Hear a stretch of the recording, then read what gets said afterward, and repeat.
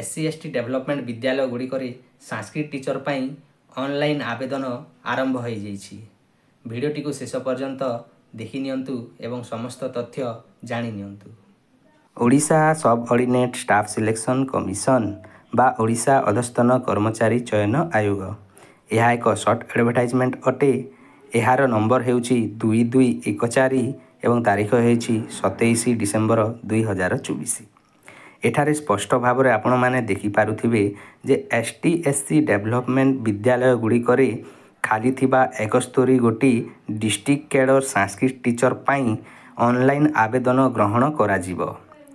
एही ऑनलाइन आवेदन करिबा पई आपनकु www.oSSC.gov.in को जिबाकु पड़िबो। सेठाकु जाई आपण वैकेंसी, स्केल अप पे, एज, इलिजिबिलिटी इत्यादि टर्म्स गुड़ी को जानी पारिबे। एही टेबल रे आपनकु इम्पोर्टेंट डेट्स दिया जाइछि। देखि नेबे जे ऑनलाइन रजिस्ट्रेशन बा री रजिस्ट्रेशन करिवार तारीख हेउछि 29/12/2024 एवं शेष तारीख हेउछि 22/1/2025।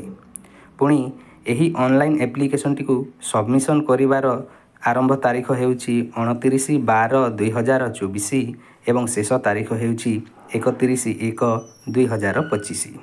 आपण माने केवल ऑनलाइन माध्यम रे ही एही एप्लिकेशन टी को आवेदन करि पारिबे।